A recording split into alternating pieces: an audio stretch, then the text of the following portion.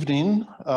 Welcome to the 11th summer of the Healthy Living Lecture Series, brought to you by UAF Summer Sessions and Lifelong Learning and Foundation Health Partners. I'm Mike Powers. I'll be introducing tonight's speaker. And each week I want to remind people that these Healthy Living Lectures are the result of Michelle Bartlett's vision and hard work in leveraging UAF's historic approach to community engagement.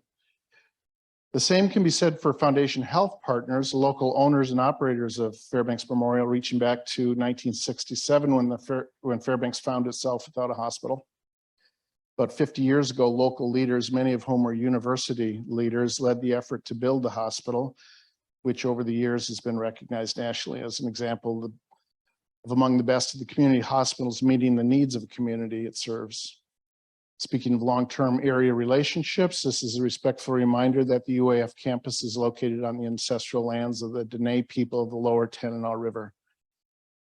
And a reminder of tomorrow night's lecture as part of Discover Alaska series. In this conference room, Dr. Bill Simpson, UAF professor of biochemistry, will be speaking on the air we breathe, indoor air quality in Alaska. And Thursday night's Music in the Garden will feature Dry Cabin String Band, always a great summer night in the gardens. And with that, let me introduce tonight's Healthy Living speaker, Dr. Stan Fuller, born in Idaho, raised in Alaska, including 2 years in Akachak, thank you, and 7 years in Barrow. Graduate of Lathrop High School, undergrad at Brigham Young, medical school at Wake Forest, selected to be an ocular pathology and research fellow at the University of Utah, focused on the latest technology and intraocular lenses that are implanted as part of cataract surgery. Internship in internal medicine at Geisinger Medical Center, and stayed on for his ophthalmology residency at Geisinger as well, where he served as chief resident. In addition to cataracts, scope of practice includes glaucoma, macular degeneration, pediatric eye care, minor oculoplastic surgical procedures. And with that, let me welcome Dr. Stan Fuller, who will be speaking on the aging eye, common disorders and treatments.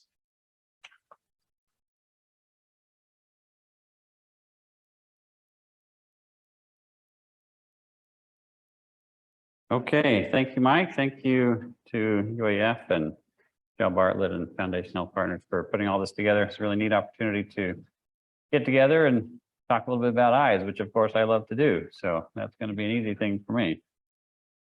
Mike already kind of went through most of this here. I don't think there's anything too exciting on there that he didn't already mention. So a little bit about me there. Enjoyed our schooling at each of these locations. Jenny, my wife, is here with us. So she has been along for the ride for most of all of that. Joined the eye clinic in 2015, eye clinic Fairbanks. Any way to get that little, I guess that little box at the bottom to go on? Just because there might be a few things behind that. Here we go. So a lot of people ask me why I chose ophthalmology. You know, there's a lot of medical specialties that you can go into. Ophthalmology is unique for a couple of reasons. Oh, hold on, we'll let you. Okay. Yeah, it'd probably be safer up there. Any, now the clicker, I need the clicker back. There we go. So it has a mix of in-office procedures, of surgeries, and clinic work, which is a little bit unique to some of the specialties. You have long-term follow-up with patients, unlike some of the specialties where you're a surgeon and you see them for a few weeks, then away they go. The nice thing about ophthalmology is you can see them in the clinic, take them to the operating room, and continue to follow them afterwards. There's an extensive integration of technology in the field, including lasers and cameras, microscope, ultrasounds, and a variety of testing devices that all are fun and exciting to use. Very active research being done in the field. Ophthalmology is at the forefront of some biomedical research in gene therapy, stem cells, regenerative medicine, imaging, and vascular biology. And you're able to make a meaningful impact for many patients. Then there's excellent opportunities for global outreach. Cataract surgery is the number one cause, or cataract is the number one cause of blindness in the world, and is curable with the short surgery. So it's certainly a great opportunity for global outreach. Plus, you know, then it's nice to be able to focus on one organ, specialize in one piece of the body, But the neat thing about ophthalmology is you also get a little bit of some other things. So you're dealing with the eyelids, so you get a little bit of dermatology in there. You're dealing with some minor plastics procedures on the eyelids, so a little bit of plastics. Certainly, the eyes are connected to the brain, and sometimes the brain causes issues with the vision. So you get a little neurology in there. It's not too uncommonly that I'm in the operating room with one of the otolaryngologists, one of the ENT docs, doing something with the tear drainage down into the nose. The eyes have a fair amount of interaction with the immune system, and so often we interact with rheumatologists, with folks who have eye issues related to autoimmune conditions. There are eye cancers, so there are ocular oncologists, and I have several patients who have eye cancers that we help take care of. And then, of course, endocrinology, like thyroid eye disease and other things that affect your hormones that show up in your eyes as well. And of course, eyes are awesome. So that's a great reason to choose ophthalmology. There are some notable things to know about ophthalmology. Ophthalmology used to be combined with ear, nose, and throat. So you might have heard of the eye, ear, nose, and throat clinics in the past. That was back when the information was all tackleable by one specialist, as the amount of information and surgical techniques broadened. It became too difficult to do all in one. So in 1979, the two academies formally separated, and now you'll find ophthalmologists separate from ear, nose, and throat specialists. Treatment of retinal defects with laser represented some of the first applications of laser in medicine. So ophthalmology gets to claim that, as well as the first cornea transplant in 1905 was the earliest successful solid organ transplant in medicine. So we have several notable things in the field. Studies of retinoblastoma, which is an unfortunate tumor in children in the eye, played an important role in development of our understanding of tumor genetics. And one of the really neat things about eyes is you can see a lot of what you're working with. So it's not like the stomach where you kind of have these vague symptoms and you kind of try to put it all together without really seeing a whole lot of what you're dealing with. With the eyes, it's very visual. You can see inside the eye, you can see the blood vessels that are causing problems. You can see when bleeding is an issue. You can see other things that are taking place. So you have a unique insight into some of the disease processes and the stages of the disease. And so we're going to be looking at a lot of that as we go through tonight. You're going to be seeing a lot of things that we see as ophthalmologists and trying to help you understand what we're looking at when we're looking into the eye. It is important to kind of understand the difference between ophthalmology and optometry. My own mother still confuses these, and so I figure I better go through it here briefly. So generally, ophthalmology involves 4 years. So this is all after undergraduate. So ophthalmology involves 4 years of medical school, where you don't specialize until the very end. You take a few extra months of the chosen specialty that you want to do. So 4 years of medical school, 1 intern year, which can be in general surgery, internal medicine, or a variety of things. And then 3 years of ophthalmology specific training. So that includes training in eye surgeries, injections, lasers, care of advanced and severe medical eye disease. And that includes performing a number of types of different surgeries and lasers, and you have to meet that minimum number, as well as they have to be done with direct supervision of someone who's training you to be able to accomplish those things. So you're able to come out showing competency in graduating from a training program.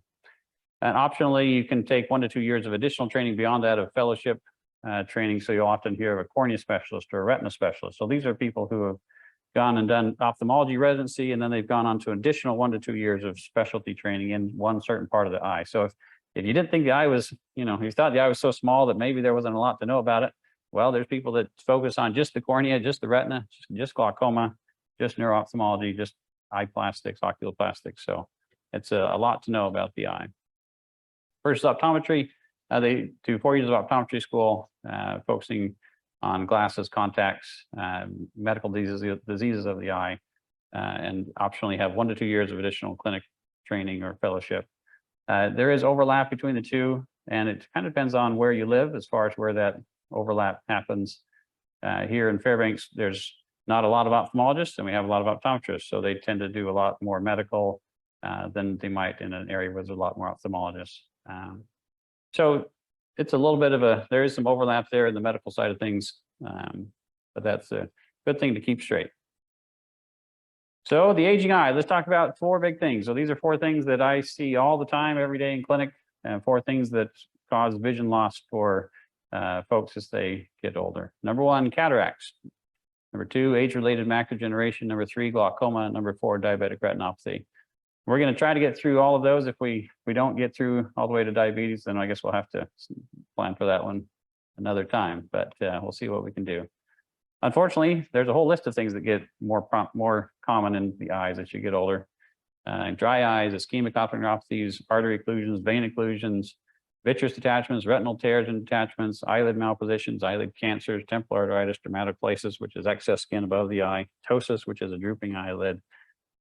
All of these things get more frequent as you get older. In fact, most of my clinic is folks who are in the older half of their life, and occasionally some children and people in between. So goals for today, I kind of wanted to go through this because each talk has a kind of a different outcome that we're hoping for. So what I'm hoping for is that you can develop a better understanding of these 4 diseases, the 4 that I listed there before, as they are so critical. And if you don't have one yourself, there's a good chance that you know someone who has one, whether it's in your family or a friend, and who are trying to deal with these diseases, so that you have a better understanding of what they're dealing with and what it entails. Also, I want you to develop a foundation of knowledge so that if you have it, if your friend has it, you can talk with them, you can talk with your doctor about these conditions and kind of have an understanding what's going on and what your doctor is monitoring for. And then more of a, this is more of a broad overview. Each one of these topics certainly could be lectured on for several hours. So we're not going to get into great detail, but hopefully give you kind of a broad understanding of some of these topics. Now, it's all based on anatomy. And again, with the eye, one of the really cool things is, the anatomy is visible and for the most part. So William Osler, who's many consider one of the founding fathers of modern medicine, he has a quote that says, "I'm firmly convinced that the best book in medicine is the book of nature, as writ large in the bodies of men. You remember the answer of the immortal John Hunter, who was a great anatomist. When asked what books the student should read in anatomy, he opened the door to the dissecting room and pointed to the tables."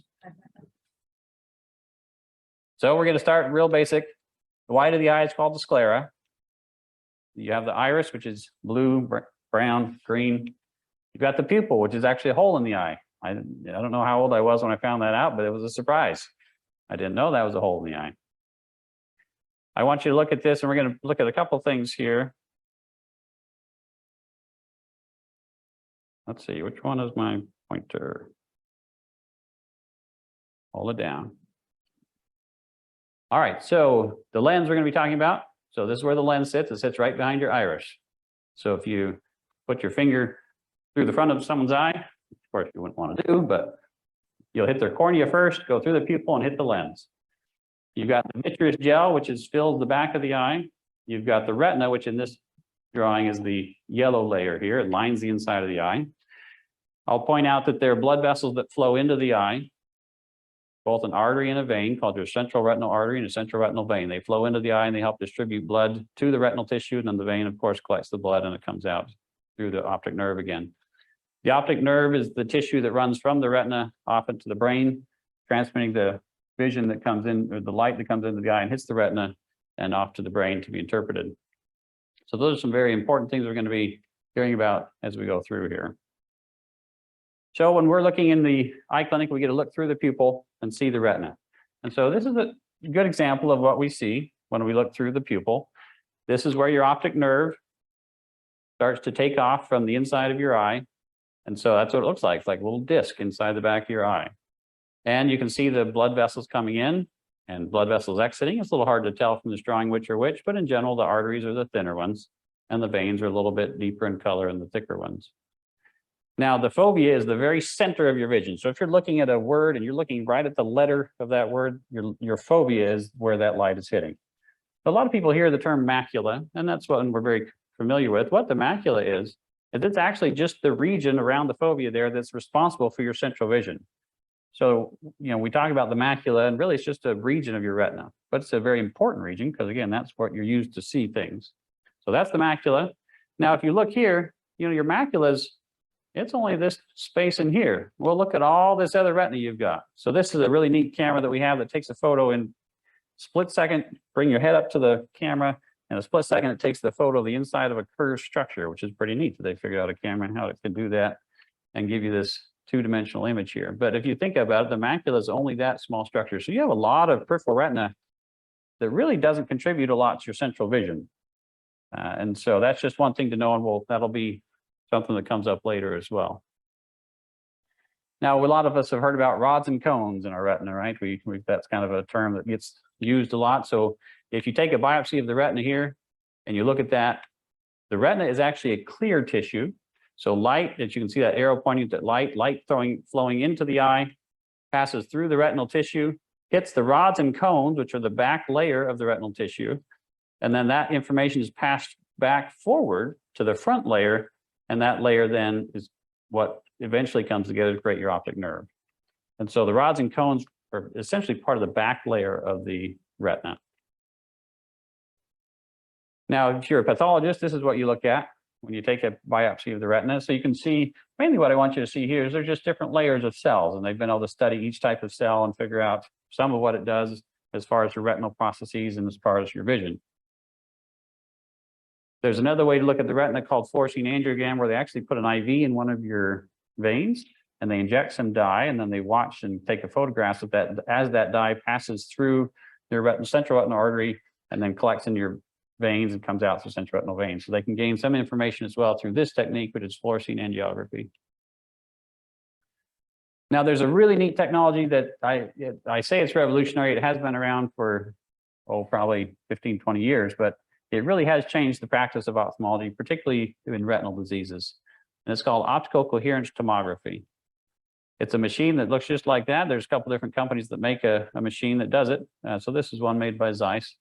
But essentially, you sit with your chin in front of the little ocular there. It's painless, takes just a few seconds. You just have to hold your eye open. The technician will be telling you, don't blink, don't blink, don't blink for a few seconds, and then the image is done. And this is the image it gives us. So this is an image of a cross-section of your retina. Now, this image right here, from the top to the bottom, is about 1/3 of a millimeter thick. So we're talking about imaging a very, very thin tissue.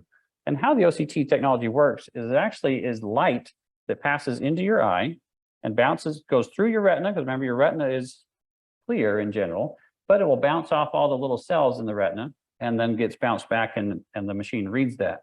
It's the very same technology used in ultrasound, but ultrasound uses sound waves. So we're familiar with getting an ultrasound done if you're pregnant and you're looking at the fetus there.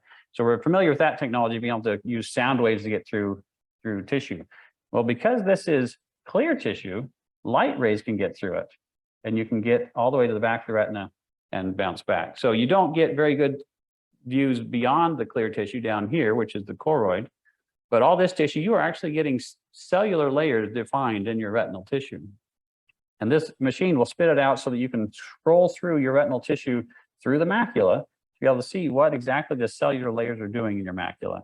So it's a fascinating technology that has really changed what we do. Now, if you look at what the pathologist sees, it's not exactly the same. It doesn't exactly correlate, because again, we're looking at light bouncing off of structures versus what a pathologist will put under a microscope and look at. But some of them do translate. So the layer here, of cells, this is the outer nuclear layer, corresponds to the dark layer here.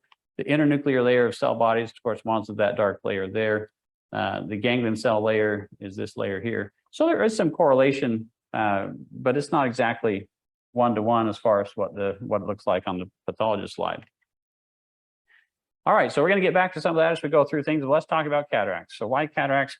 Well, because we see a lot of cataracts. A lot of people have cataracts. So what is a cataract? A cataract is when the natural lens in your eye is cloudy. So if you look at the natural lens here, again, it sits behind your iris. Its job is to help focus light along with the cornea. The cornea is also part of the mechanism of focusing. It focuses light to the back of the eye, back to your fovea. The fovea, again, is the center of the macula. So when you have a cataract, that lens gets cloudy. And when you have a cloudy lens, the light passing through tends to blur the light instead of allowing you to focus it clearly onto the retina. So then you end up with blurred vision. So cataracts are the leading cause of vision loss in the world. There's 18 million people in the world estimated right now bilaterally blind due to cataracts. It's responsible for 48% of the cases of blindness worldwide, and 90% of those cases of blindness due to cataracts are in developing nations. So it certainly is something, again, with global outreach where we can help with that in many cases. So estimates put that the number of people in the United States who have some degree of visual impairment from cataracts at about 24 to 30 million. So it's very common. And approximately 3 million cataract surgeries done every year in the United States, making it the most common surgery performed on an outpatient basis. So what are the risk factors? Smoking, UV light, diabetes, prolonged corticosteroid exposure. So people who get prednisone, people who are on inhalers of steroids for asthma, people who are on, I even had a patient who had a topical cream that he would apply for a recurrent rash that ended up likely being the cause that he ended up getting an early cataract. Certainly ocular trauma and even high myope. So people that have a high minus prescription in their glasses, you're a high myope and you're at increased risk of getting a cataract at an early age. There's been studies on the role of nutrition as well, whether that can help prevent or delay cataracts from forming.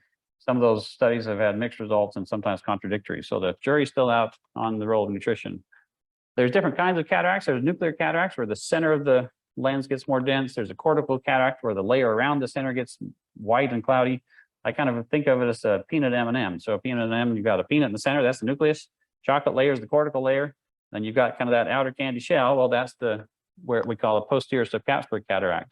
And that type tends to be more quickly progressive. It tends to be associated with diabetes, corticosteroid use, uveitis, which is inflammation inside the eye, and trauma.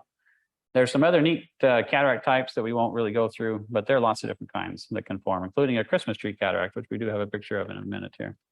So I want you to see a little bit of what we see when we look at it in the eye. So this is what's called a posterior subcapsular cataract. So the image here is that the lens is still fairly clear, and what's happened is you've got a little plaque that's formed on the back. So this picture here, this little whitish area is the plaque that's formed on the back surface of the lens. The rest of the lens is pretty clear. So if it wasn't for that plaque, the patient would be seeing quite well.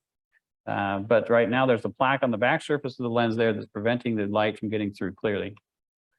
This is also some neat different examples here. So this is no cataract. So when you're sitting in front of an ophthalmologist or optometrist, they use what's called a slit lamp, and that puts the light in a vertical fashion. You can turn it to the side, and when you turn it to the side and shine it through the lens, you can pick up different qualities of the lens itself. So this is a fairly clear lens, maybe just a tinge of yellow there, but they're calling that no cataract. This, you can see the center of the lens has gotten very yellow and dense. So that's a nuclear cataract. This one is mixed. You can see the center of the lens has gotten yellow, but if you look straight on, you can see these little white flakes that are coming in. That's the cortical layer. So that's a cortical cataract. So in this would be a mixed type. And most people end up with some element of mixed type. A lot had little cortical changes here, some nuclear changes there. So that's very common. And then this is a pure cortical where the rest of the lens is clear, but you've got these little white puffy clouds coming in from the edges there. Now this is what's called a mature cortical cataract. Those white areas that come in from the sides can get to the point where it turns the whole lens white. And the patient goes from being able to see within a year or so to be able to really not even be able to see anything but light in front of them. While that sounds like it might be uncommon, I probably do 4 to 6 of these a year. People here in Fairbanks who, for whatever reason, have kind of not been able to come in to have surgery, waited for surgery to the point where they can't see anything but light in that eye. And thankfully, it's not always both eyes, but sometimes it has been both eyes where we take a patient and restore their vision from no vision essentially to quite good vision. So that's a mature cortical cataract. There's the Christmas tree cataract. So if we see that on exam, it's kind of neat, sparkles, different colors, little crystalline deposits in the lens. But unfortunately, it has a strong association with myotonic dystrophy, which is a progressive muscle weakness disease. So if we see it, we worry about myotonic dystrophy, but it is kind of a neat cataract. Symptoms of a cataract are glare, halos, starburst around lights at night, blurred vision, which we call decreased acuity, change in perception of colors, and a dimming of light. So what are your options for treatment? Well, you've got surgery and only surgery. So I have had a few patients come to me and say, well, I bought this drop on the internet and it said it was going to cure my cataracts. So I can tell you that doesn't work. However, they are working on a lot of different things that they are trying to in drop form to delay cataract formation. Right now, there's not anything on the market that has been shown to be particularly promising, but they do have some early research showing that maybe someday. So for now, the only answer for cataracts is surgery. Who knows? Maybe someday it'll be drops. All right, so when to proceed? Because a lot of people say, well, I've got cataracts, or my doctor said he's watching my cataracts. How do you know when it's time to do cataract surgery? So for me, it's kind of a mix of three things. One, what are your symptoms? Two, how much are those symptoms affecting your quality of life, your lifestyle, your habits, your occupations? And three, can I look at your eye and look at your cataract and think that taking out your cataract would improve those things? In the past, there used to be a cutoff, a visual acuity cutoff, to where they would say, the insurance would say, well, your vision's got to be 20/40 or worse before we'll pay for cataract surgery. There is no longer a cutoff there. It's now based off of symptoms and based off of the, apparent or hopeful improvement from symptoms. And that can vary by what you do. Certainly a pilot who's needs very keen vision is going to be very acutely aware of changes in early on from a cataract and may end up getting cataract surgery early on. Whereas I have patients who maybe in the Denali Center who really don't do a lot more than just watch TV and kind of, very sedentary, low activity lifestyle. And if they're happy with, pretty advanced cataracts, as long as they can still see to eat and to watch TV and do what they want to do. So really, again, it's kind of personalized to you and how much it's affecting you. The other thing you have to know is that, number one, for the large majority of patients, cataracts are not harming your eye. They're not damaging your eye. And it wouldn't hurt your eye to wait a year or two if you wanted to wait. In rare cases, so significantly mature cataracts can cause some damage to the eye, but it's pretty rare to get to that point. You would already have significant decrease in your vision if you're waiting to that point. So for most people who are considering it, waiting is not a problem. So the benefits should outweigh the risks. The risks are low, including infection, needing for a second surgery. Certainly loss of the eye, loss of vision's on there, but that's low. It's about 1 in 100,000. And I usually tell patients 98 times out of 100 it's going to go well and be routine. Those other 2 times out of 100, usually it's something we can get you better from. It just might take extra time or treatment to get you there. And then occasionally it's something we can't get you better from. So your risks are low, but not zero. So kind of evaluating your symptoms, how much they're affecting you, looking at the risks. And that's kind of what we do, how we decide when it's time to proceed with cataract surgery. I was going to bring a video, but the video was about 10 minutes long, so I figured that maybe we'll do that another time. But this essentially shows you what cataract surgery is. So the cataract is your natural lens, and the lens has a clear capsule around it. And so what we do is we go in, we make a small incision in the cornea. We go inside and we make a little opening in that capsule. So you can see this circle here. That circle is a little opening that we tear an opening in the capsule. And then we use this equipment, it's called a phacoemulsification machine, to come in and break up the lens material. And it's got the vacuum here, the vacuum capabilities as well. So it vacuums out the lens as you're breaking it up. Once we get all the lens material removed, we can fold up a lens implant, push that in, let it unfold inside that capsule. So when we're all said and done, you've got this lens implant sitting inside the capsule that used to hold your natural lens. It's got these 2 little arms that stick out, kind of out against the edges of the capsule there to help hold the lens implant in place. So we're taking out your cloudy lens, putting a clear lens implant in its place.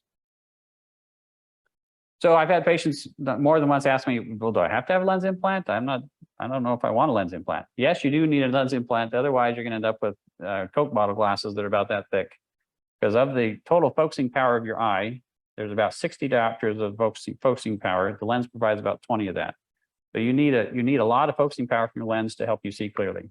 So it would not be wise to not put it. Well, I guess you could choose not to have a lens implant, but it's much better to have a lens implant. The first lens implant was not, relatively was not implanted all that long ago. November 29th, 1949, by Sir Harold Ridley, a British ophthalmologist. He was working with the Royal Air Force, and he noticed that the Spitfire pilots who had plexiglass windows and protecting their cockpits, when the windows shield would get hit and they would come in and seek treatment for their eyes, they noticed that material was fairly inert inside the eye. Eye wasn't really having a strong reaction to it. It was there, but it wasn't really having a strong reaction to it. So he took that idea and thought, well, maybe we could make a lens out of that material and put it inside the eye, and that the eye would tolerate that. So he did that in 1949. Unfortunately, the patient, he got concerned about the patient and he removed it, but eventually put another one in that stayed in permanently in 1950. However, as it often is the case with people who come up with new ideas, new ways of doing things, he was outcast. He was told that he was crazy. He was not accepted by the general ophthalmology group people as thinking that was a good way to go with things. And they thought he was nuts. In fact, there was someone who said, why would we want a lens implant? We're at the pinnacle of cataract surgery as it is now. So why would we want change? And so it wasn't until the 1970s really that it started to gain widespread acceptance for using a lens implant with cataract surgery. And part of that was just the technology of the implants really improved. They eventually formed implants out of silicone that you could fold, so you could put them through a much smaller incision versus a hard plexiglass lens that had to go through a very large incision. The polish and the finish of the lenses improved so that they could be more tolerable by the eye. So progress, we've come a long ways over the last 70 years. I was speaking with one of the nurse anesthetists who remembers some of the older cataract surgeries back in, you know, when she started, 1980s. She still remembers people having to stay in the hospital after cataract surgery for 3 to 5 days, sometimes longer. You had to lay there flat on your back with sandbags on each side of your head, so you wouldn't move your head. And you had a big, large incision that would often leak, and sometimes you had to go back in the operating room, get it restitched up. And so now it's a 10 to 15 minute procedure. You're out the door, doing well, and generally, you know, pretty minimal irritation, doing well even by the next day. So if there is a pilgrimage in ophthalmology, it's probably to St. Thomas Hospital in England, where where Harold Ridley has a plaque. So someday we'll have to go there and take a picture by his plaque here. All right, so let's talk briefly about IOL choice, because this is an important thing that a lot of people really don't know about coming into cataracts, and just something to think about. So we really use 3 focal distances in our daily lives: distance vision, intermediate vision, which is kind of the end of your arm, and near vision, which is reading vision. Some people kind of throw in a fourth distance, which is far distance vision, but there's really not a lot of difference between that and your normal distance vision. So this is kind of an example. You've got your phone, near vision, the computer is a very common thing for intermediate vision, and then distance visions across the room, down the road, that sort of thing. So what do we have on the market right now? So right now, monofocal lenses are most common. So a monofocal lens gives you one focal point. You have to choose. Do I want distance? Do I want intermediate? Do I want up close? And nice thing is they're covered by insurance. They actually offer you the best quality of vision, but you do need glasses or contacts for your other focal distances. So if you choose distance vision, you'll need to wear glasses or contacts for the near or for the intermediate. So very commonly people choose distance vision with a monofocal lens and wear readers for near and intermediate vision. Some ways that you can get around the whole dealing with not needing glasses anymore is if you do monovision, which is where you make one eye for distance and one eye for near. Well, that can be a little confusing if you're not used to it. So I don't encourage that in people unless they're used to it. Some people have already been doing that with their contacts or with their glasses in the past. So if you're used to it, it's a good thing, but probably not a good time to try it with cataract surgery. Downside is there's a loss of depth perception with that. Mini monovision puts one eye at distance and one eye at intermediate. So it lessens some of that issue with depth perception, but you lose the ability to see up close. So you still have to wear glasses afterwards. So it's kind of an in-between essentially. And some people like the idea of that.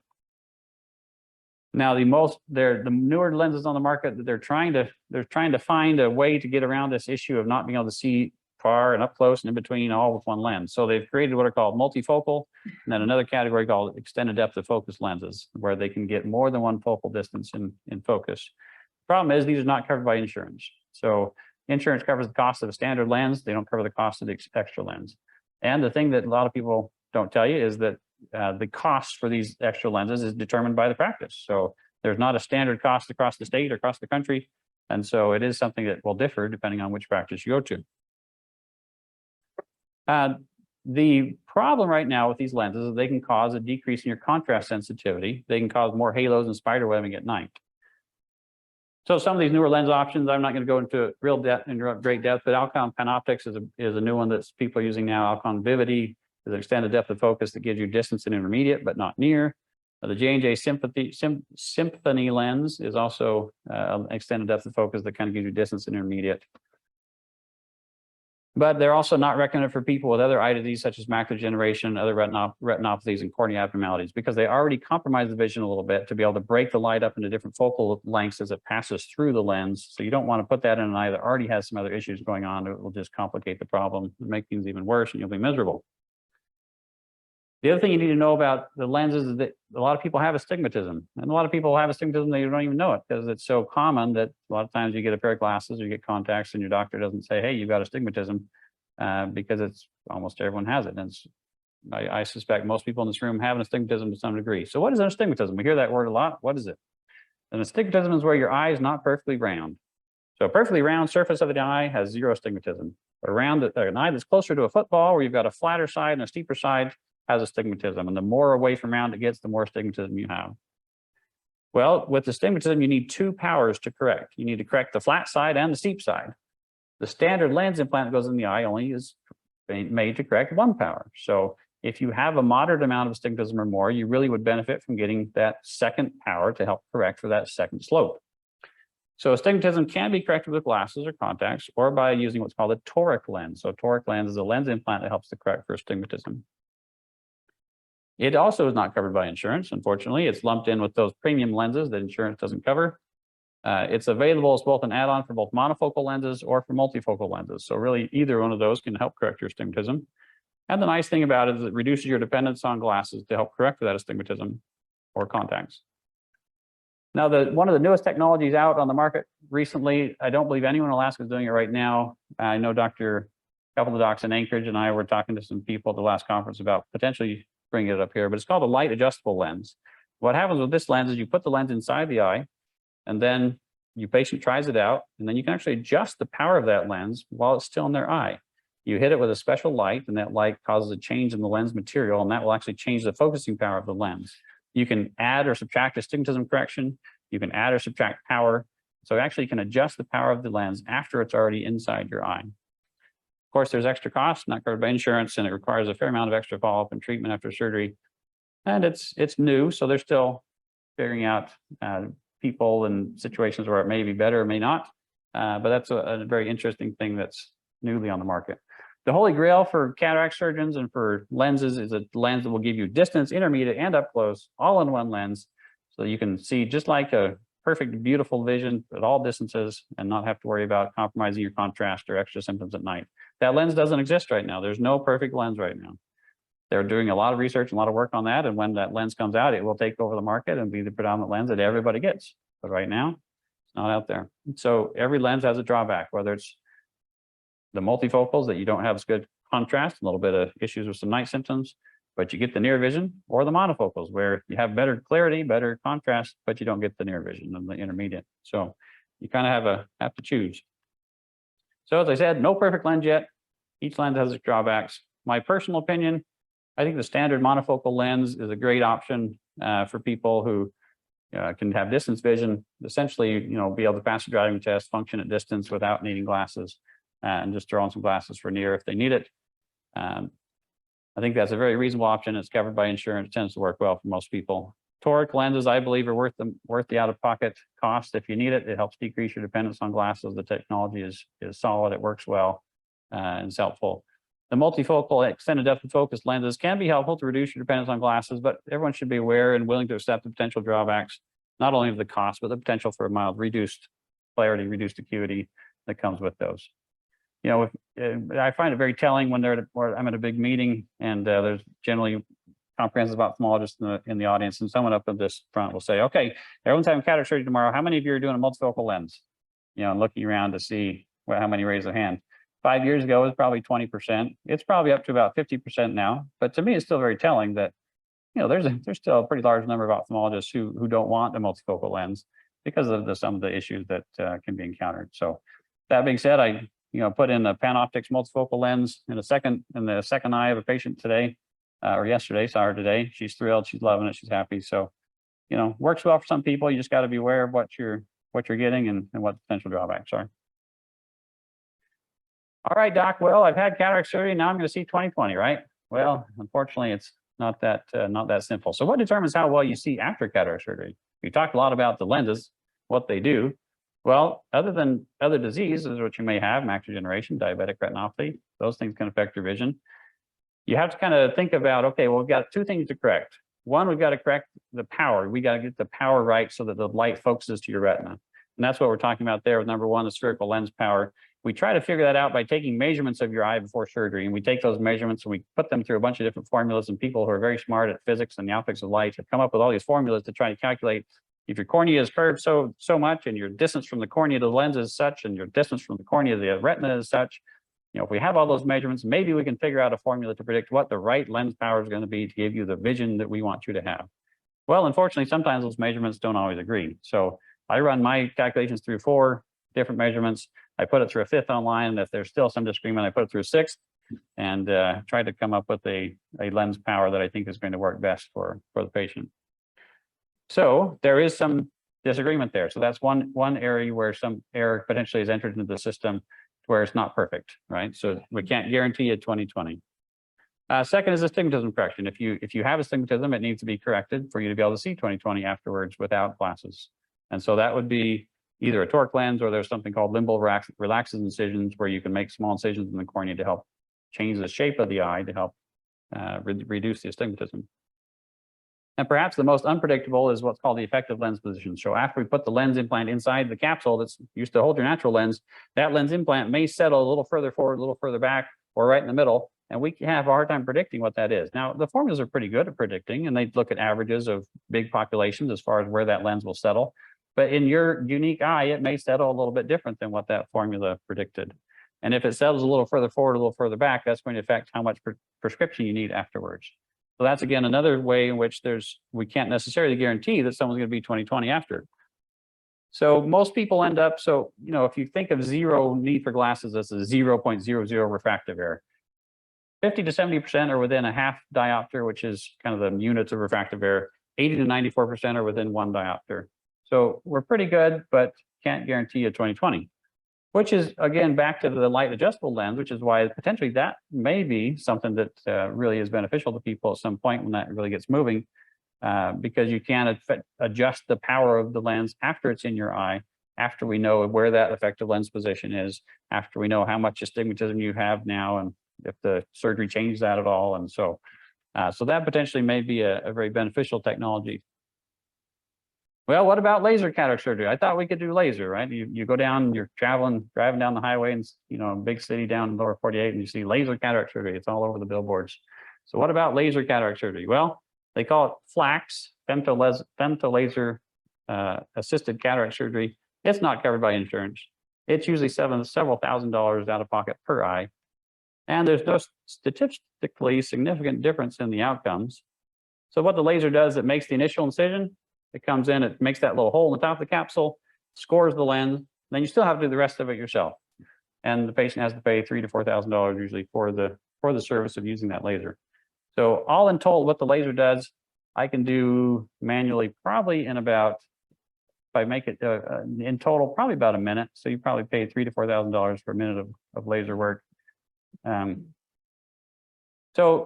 that's why, the reality is that's why it's not up here. None of the practices up here have it. None of the practices up here offer it. The practices down in lower 48 offer it because it's a marketing thing, right? People hear laser, they think that's new. They think that's a great technology. It's going to be better for some reason, and they're willing to pay money for it. And so you can put up a billboard and say, I'm doing laser cataract surgery. But thankfully here in Fairbanks, we're a little more practical than that and realize that if it's not really worth it and not useful, then we don't necessarily need to pay extra money out of pocket for it. Now, that's different than LASIK. Now, LASIK is a different surgery where you're actually correcting your vision. You've heard of LASIK surgery. They actually make a flap in your cornea to correct your vision. That I would definitely pay for a laser to do instead of having someone try to manually make a flap in your cornea. That's a very challenging thing to do. So with cataract surgery, laser is not helpful yet. With LASIK, definitely go with the laser. So as far as the patient experience with cataract surgery, it's about 10 to 20 minutes of actual surgery. You're awake. If that's a surprise, then surprise. But usually you have some medication to help you relax. The eye is numbed with topical agents. Some surgeons still prefer a retrobulbar anesthesia. There's not many. Some in Anchorage still are doing that here in the state. But essentially, retrobulbar is where they stick a needle through your lower lid, go back behind your eye, redirect, and the needle so it's back behind your eye and inject lidocaine behind your eye. The benefit of that is that it actually paralyzes your eye, so it doesn't move much. But the downside of that is passing a needle into that space and behind the eye can potentially cause problems if you hit an artery or hit the optic nerve or something like that. That would cause a lot of issues. So I do expect my patients to be comfortable during cataract surgery. You can ask for additional numbing or anesthesia. And I've heard patients say it's quite a light show. Sometimes you see lights of different colors and shapes and moving around. Mild discomfort afterwards for about a day is common. Certainly there can be different experiences than that. And then you expect some restrictions on activities afterwards for 1 to 4 weeks. Every eye is unique, every patient's unique. So each situation is a little bit different, but those are some of what the average case would be. So in cataracts, summary, a cataract is when the natural lens in the eye gets cloudy. It's very common. Cataract surgery for most is a very helpful surgery. You enjoy increased clarity, color, brightness after surgery. It's low risk, but not zero risk. And there are choices to make for the lens implant and can reduce the dependence on glasses for most patients.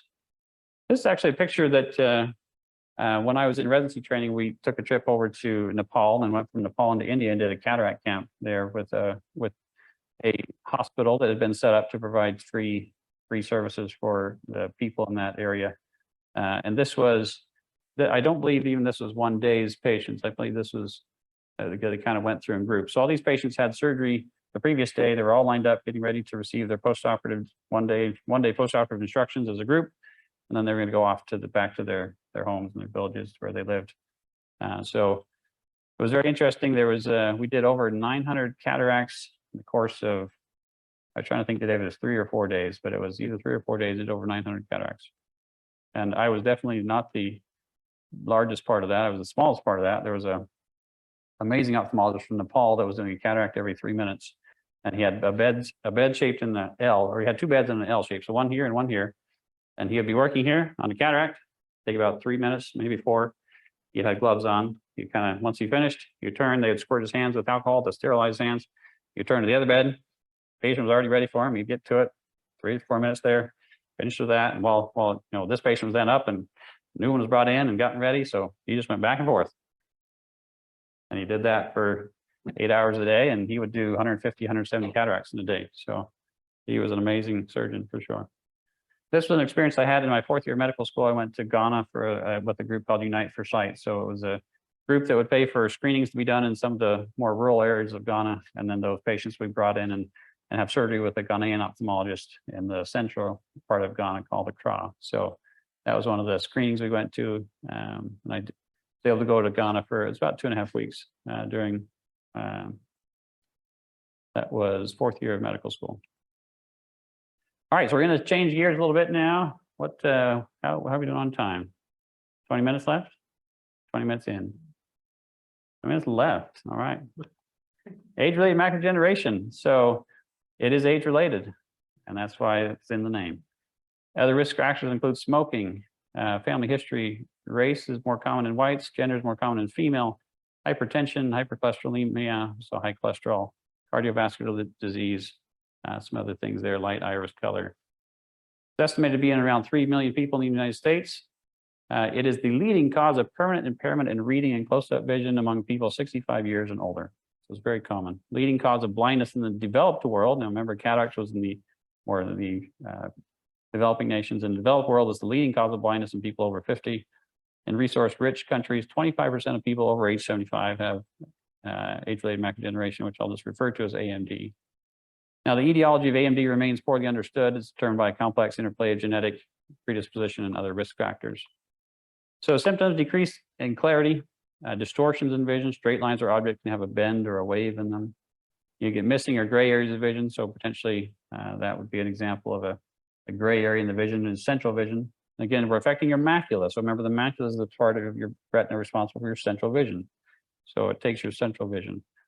People, when they're trying to read, sometimes the words appear distorted. Sometimes they'll notice that they're missing letters.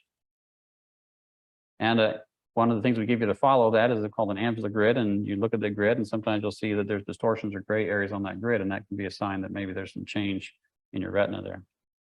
There are 2 types, dry, which is officially called non-exudative, and wet, which is officially called exudative. Most people just call it dry and wet when you're talking to friends and other people.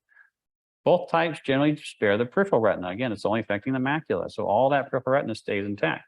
So that means you're not going to be blind to where you black vision. It's going to still have kind of your peripheral vision, but it will take the central vision. So dry, non-exudative, there's atrophy and degeneration of the cells in the central part of your retina and underlying tissue. It's characterized by drusen. So drusen are a little small yellow lesion that's located right underneath the retina and along the basal surface of what's called the RPE, or the retinal pigment epithelium. So we're going to look at that. These drusen affect the retina that overlies it and affect the photoreceptors, the rods and cones. So there may be associated mild to moderate vision loss, decreased contrast and color, and impairment of dark adaptation. So the increasing size, number, and confluence of these drusen confer increasing risk of progression to wet macular degeneration or geographic atrophy. The dry kind generally progresses slowly over many years. And for right now, we can't cure it, we can't stop it, we can only slow it down. Certainly there's a lot of research being done in the field, but that's where we're at. So This is again, a view of your retina, looking into the eye. You see the optic nerve there. You see the macula here. Now, what you'll notice, there's all these little small yellow spots here. Each one of these little yellow spots is a drusen or a druze. So it should blow up here. So there you go. So you can kind of see it, all these little yellow spots here. So if we look in your eye and we say, looks like you've got some signs of macular degeneration, this is what we're seeing. We're seeing these little yellow spots. So that was the early stage. This would be considered an intermediate stage. As you get larger, there's more of them in the macula. This would be, and there's a blow up of that as well.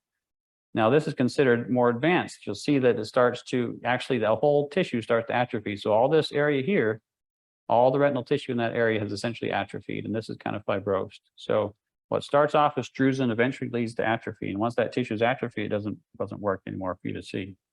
And eventually it can get even more extensive to where all the macula is essentially atrophied. So what is the treatment for dry kind? Well, there's something called the AREDS2 studies, the age-related eye disease studies. They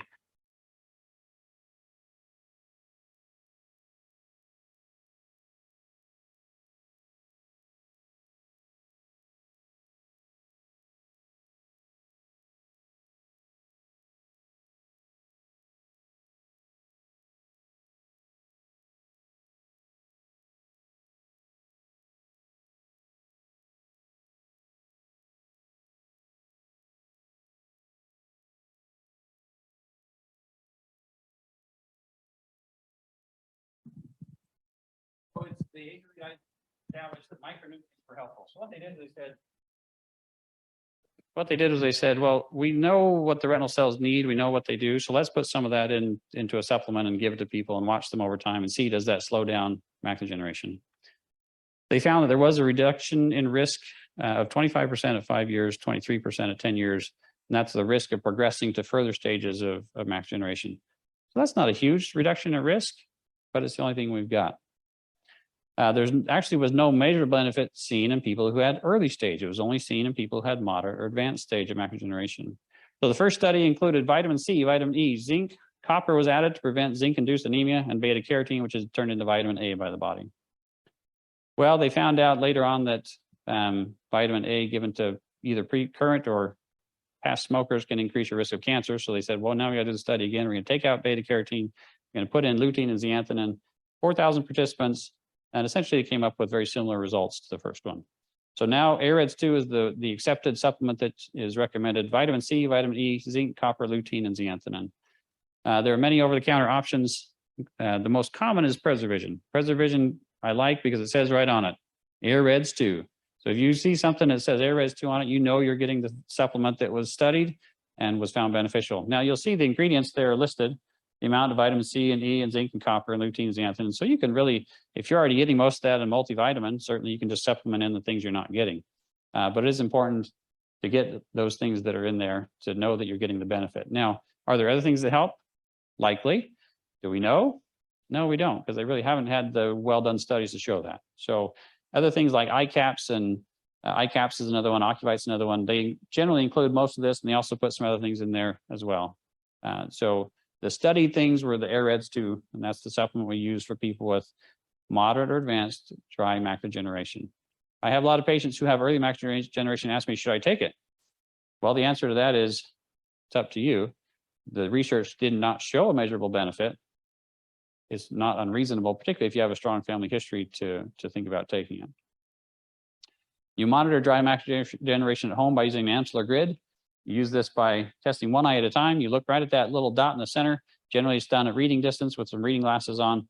When you're looking at that dot in the center, you want to make sure that the middle of those lines are wavy or missing, or that you're having a gray spot in your vision.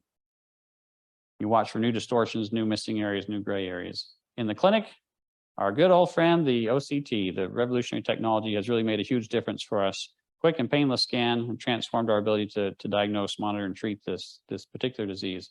So on the top here, you have the normal picture of a normal retina. That dip in the middle is normal. That is your fovea. This area is your macula. This is a cut, a slice through your retina.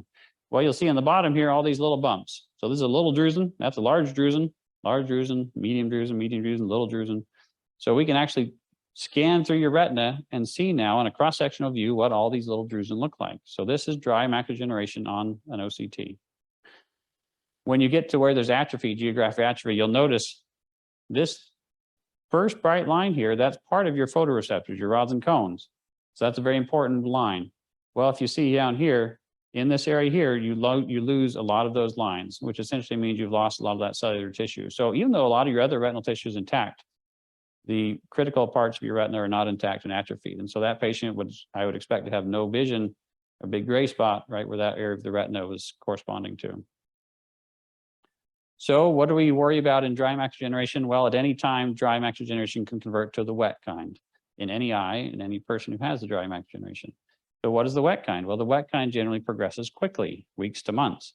I certainly have had patients who've not come in, had a change in their vision. Within 3 weeks, they went from driving vision to vision that really was legally blind. So it can progress quickly. No, not always. Sometimes it's slow, but we worry about it progressing quickly. So again, we're not able to predict when it will happen, who it will happen to, or in which eye. Now, this is a pretty good schematic that shows what's happening. So initially, this is the retinal cells here. The retinal pigment epithelium is the tissue below that, and then the blood vessels supplying that. So healthy is on the far left. Drusen here, you can start to see drusen forming under the retinal pigment epithelium, and you'll see up here the little yellow dots. Atrophies, this is an atrophied retinal cell where you've got lots of drusen and atrophy underneath, so that's advanced dry macular degeneration. What happens in the wet kind is these blood vessels from behind the retina, they start to grow into the retinal tissue, and they grow in and under the retinal tissue. And those little blood vessels are not good, they're not supposed to be there, and they start to leak fluid and blood into your retinal tissue. You'll see on the picture some blood that you can see in the retina. So if we look in someone's eye who has macular degeneration and we see blood there, that's very concerning that they have now converted to the wet kind of macular degeneration and potentially could be progressing quickly. Here's another picture of wet macular degeneration. It causes fibrosis and scarring and bleeding inside the macular area there. On OCT, what do we see? Well, we see big pockets of black, which generally correspond to fluid under the retina and in the retina. So it can leak plasma, which is clear, coming out of your vessels. And so that turns out to look like that big dark area underneath the retinal tissue there. So that's what we're looking for when we're looking for wet macular degeneration. This little black area here is actually under the retinal pigment epithelium. So that does not count as wet macular degeneration. That's a little different, but this tissue here is under the retina, above the retinal pigment epithelium. So that is characteristic of wet macular degeneration. Here's another example, again, fluid underneath the retina, above the retinal pigment epithelium. So that would be very concerning. You can kind of get the sense there's some fluid in the retinal tissue here as well. So why does this happen? Well, the cells are degenerating. Your macular tissue is not healthy, it's degenerating. And so it's sending out a signal. That signal, one of the molecules, the main molecule is called VEGF, VEGF. And that stands for vegetative endothelial growth factor. So that little molecule is being released by the cells that are not doing well. And what does the body do to cells that aren't doing well? Well, it tries to grow new blood vessels in to help them. And those new blood vessels, when they grow in your arm or your leg to try to heal a scar or heal a damaged area, is good and healthy. In your retina, that's a very damaging thing to your retinal tissue. And so it's a natural body response that is actually causes damage to your vision and damage to your retina. The new blood vessels grow in with accompanying tissue that comes with them that causes fibrosis and scarring. And they leak, those new blood vessels are what are leaking the clear serum in the blood under the retina and in the retina. And they also leak sometimes exudate, which is a cholesterol protein-rich deposit under the retina. So the treatment of this wet macular degeneration is an injection of anti-VEGF agents into the vitreous. Well, the vitreous is the back part of the eye. So, of course, the next slide is, but wait, you want to put a needle in my eye? That sounds a little bit brutal. So let me show you a few pictures. Sorry, if you can close your eyes if you're a little squeamish.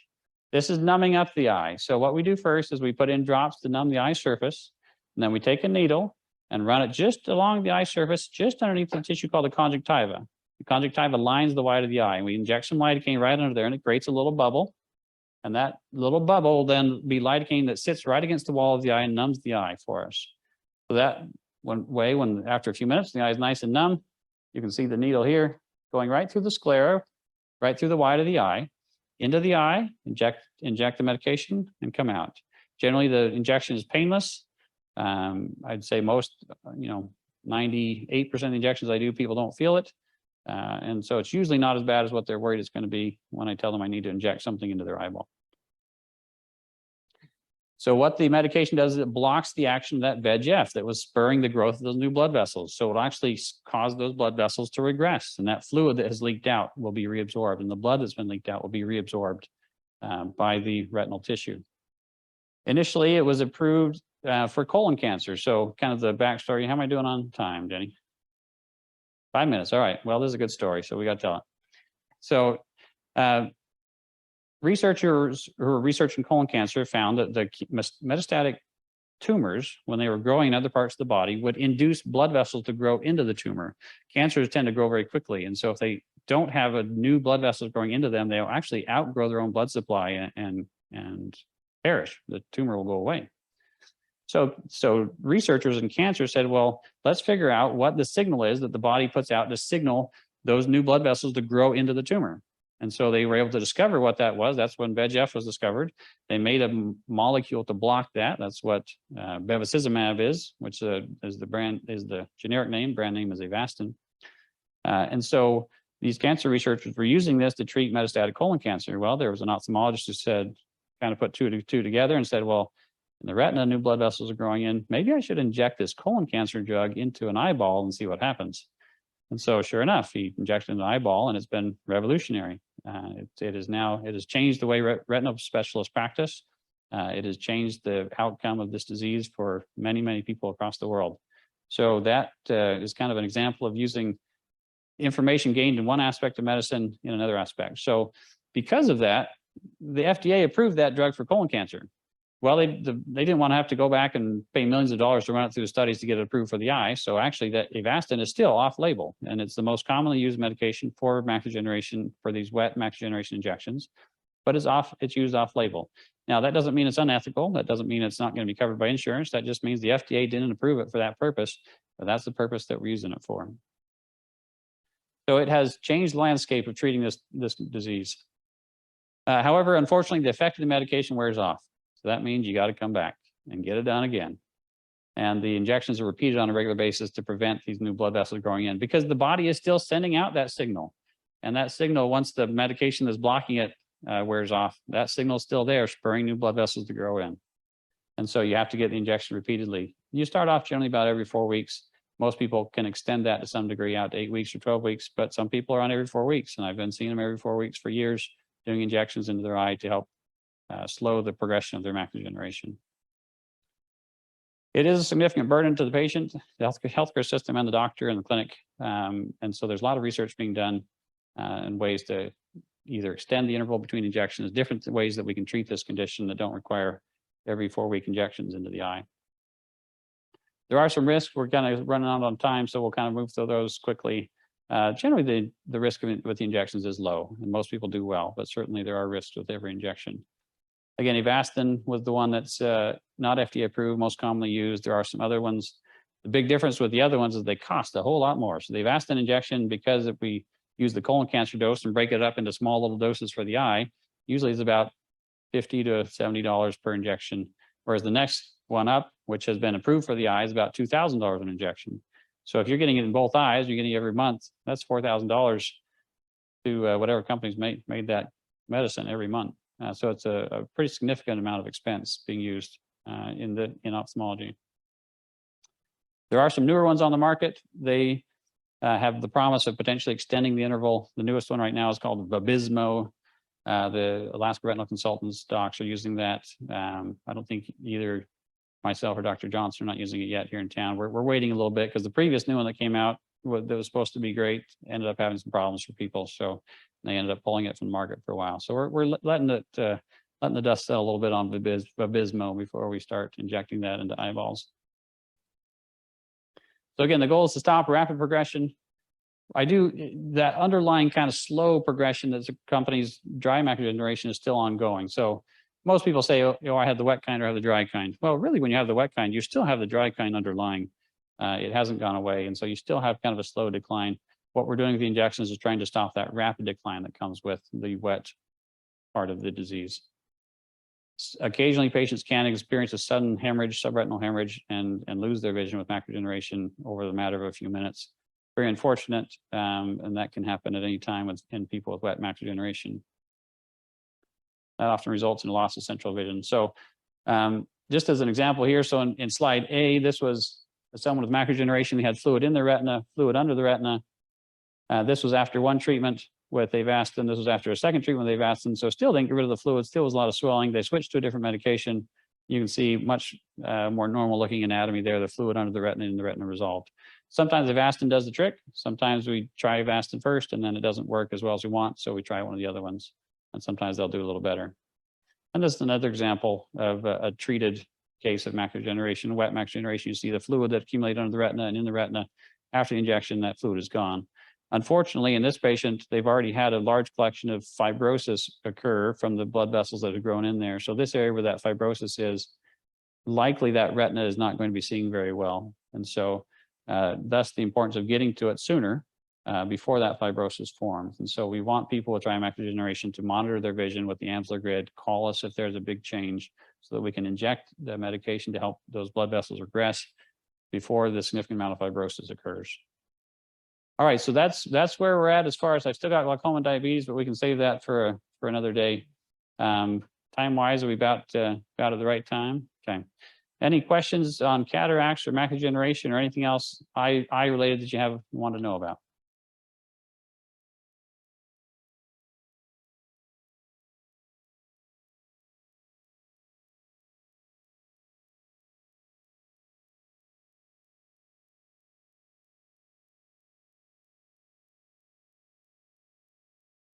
Yeah, great question.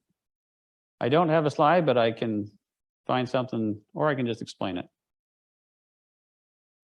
Let's go back. Let's go way back here. Yeah. It's a great question because a lot of people say, can my cataract come back? Is a very common question.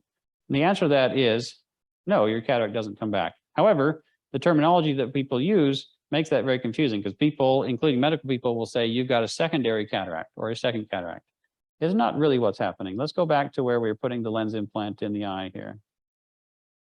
Let's see.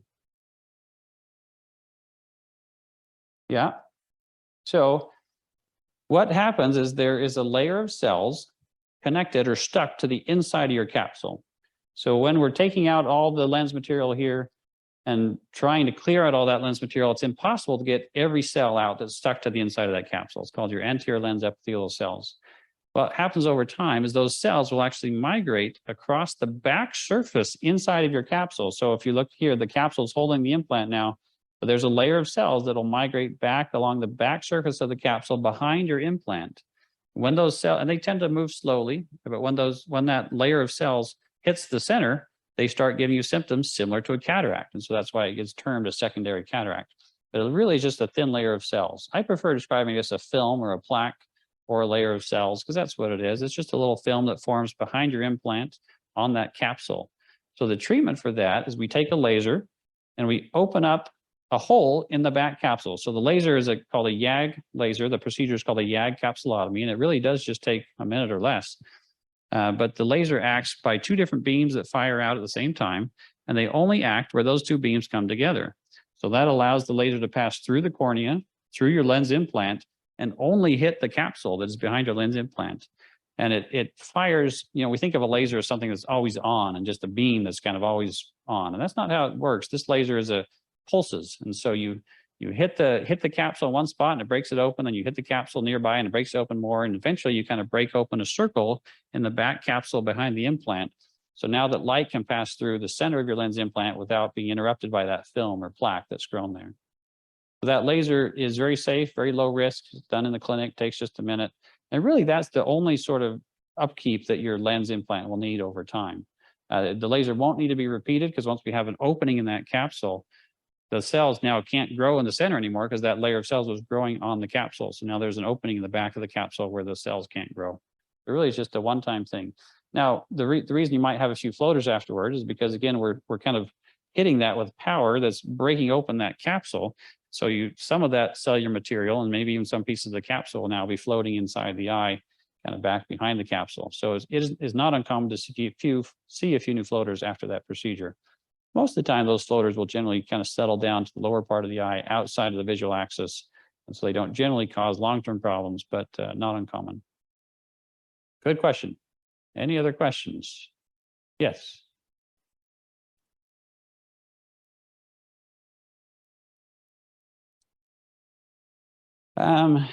It mirrors most of what we see in other parts of the country. As far as unique things to Alaska, the Inuit population in southeastern Alaska is one of the highest in the world at having angle closure glaucoma, much higher than the standard population. And we see that reflected also in the Inupiat culture as well. And so that's a unique type of glaucoma that actually can be treated with a laser, where you laser their iris and put a little opening in their iris. So that's a little bit unique to Alaska. For whatever reason, a lot of people that come up to Alaska with the military or people that have only been up here for a year or two will tend to get hordeolums, which the common term is styes. So I'll see a lot of people say, I've never had a stye before in my life. I'll come up and they'll get this little swollen area on their eyelids that pops up. And very commonly, I see that with people who move up here or who are not from here. So there hasn't been really good literature describing why that is, whether it's the temperature change or a change in our skin that happens when we live here versus elsewhere. But those are probably two of the things unique. But certainly, cataracts very, very common, diabetic retinopathy very, very common, macular degeneration very common, glaucoma very common. So kind of mirroring the rest of the United States in those main diseases. Good question. Yes. It can be in just one, and it can progress at different rates. And it can be early in one and a little more advanced in the other. It can turn to the wet kind in one and stay the dry in the other. So it really is somewhat variable.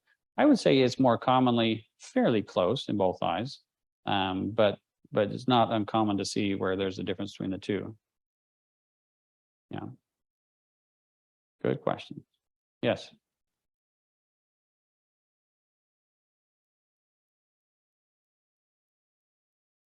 Correct.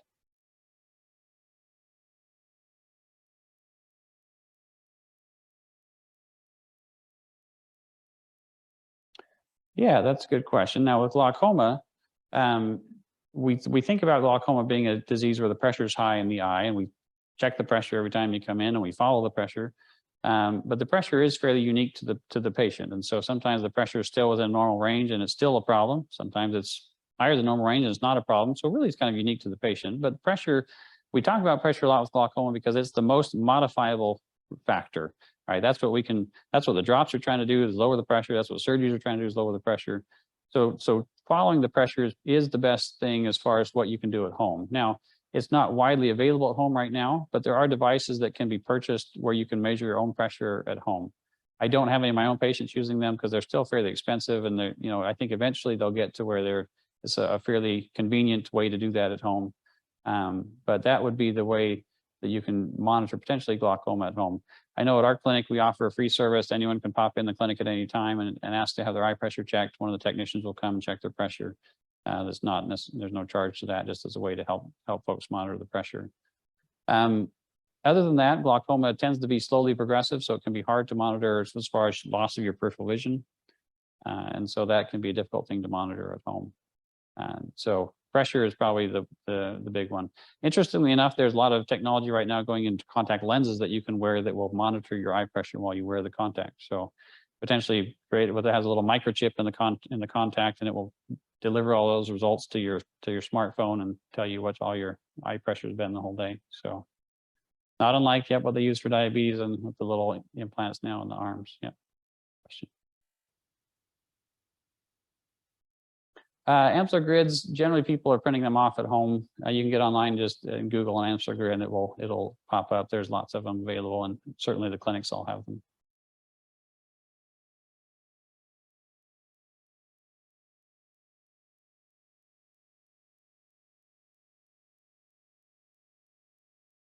When do you stop? Yeah. So yeah, good question. So when do you stop injections with macular degeneration, or when do you know to extend? So a patient comes in with new macular degeneration, they've got fluid under the retina, in the retina. We do an injection, we check them back in 4 weeks. Generally, there's different schools of thought as to what to do with that. There's some people believe you should inject every 4 weeks forever. There are some studies that show that the best chance of maintaining your vision is to inject every 4 weeks. Most people feel like that's not necessary. Kind of the other end of that spectrum is some people believe you should only inject only when there's fluid there. So if they come back in 4 weeks and all the fluid's gone, well, then we watch it. Well, the problem with that is that they may develop fluid in a week, and unless you're checking them every week, you may have missed a chance to protect them from some additional scarring. So the most common method that's used right now is called treat and extend. So you come in 4 weeks. If there's no fluid there, we'll give you an injection, but instead of going 4 weeks, we may go 5 weeks or 6 weeks. And then when you come back in 6 weeks, if there's fluid there under the retina, we say, well, that was a little too long of an interval. Let's cut it back to 5. If there's no fluid at 6 weeks, we may say, hey, you're doing good at 6 weeks. Maybe we can try 7 or 8. And so essentially we're watching to see, is that fluid recurring under the retina or in the retinal tissue? And that's what we use to help determine what that interval can be. As far as when to stop injections, usually if you get out to about 12 weeks and there's no fluid there on follow-up, generally at that point, I'm pretty comfortable at least being willing to try going to where we just watch it until the fluid comes back. Because there are people that can go several years without needing another injection. And so you don't necessarily want to keep injecting all those people over and over again if maybe they were someone that didn't need it. But at least once you get out to 12 weeks, then you're a little safer in your ability to do that. The hardest thing is when you have patients who is maybe their one good eye, their only good eye, they've got macular degeneration, they're already seeing quite poorly, 2100, 2200. Their other eye is usually worse than that, but you know that they've lost most of their vision in the good eye, and they have macular degeneration. So, what do you do with that? Do you keep treating it, hoping that it doesn't get to as bad as the other eye? Do you stop treating it? And those are sometimes some of the hardest conversations to have, as far as nobody wants to give up on the eye. The patient doesn't want to give up on the eye. I don't want to give up on the eye. But at some point, the added inconvenience of coming in and getting the injections and the costs and all that associated with it are really not giving any additional benefit. So, and we always wonder, well, what are they going to do? They're going to come up with some disease or some treatment that treats these patients, and the people who have been maintained on injections will be better able to take advantage of the future treatment. We don't know. And so in general, I kind of lean towards treating those patients until the vision's at a point where I'm pretty confident there's, even if we stop, there would be no further decline. It's already kind of bad enough.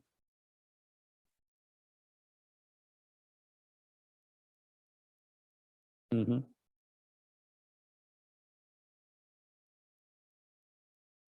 That is true.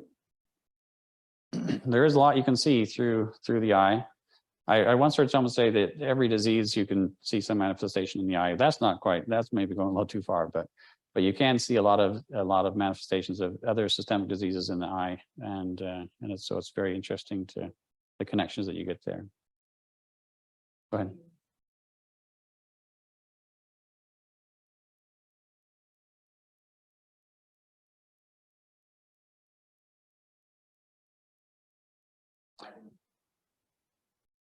So is the lutein and zeaxanthin the same as Preservision? So Preservision contains lutein, zeaxanthin, and vitamin C, vitamin E, zinc, and copper. So Preservision has that specific set of things. So a lot of people are already taking a multivitamin that has vitamin C and E and zinc and copper. So a lot of people can just substitute, along with their multivitamins, substitute in a lutein and zeaxanthin. If you're not taking anything, then generally I think that the AirEds 2 Preservision is a good place to start. Yeah. Well, Thank you. Much appreciated.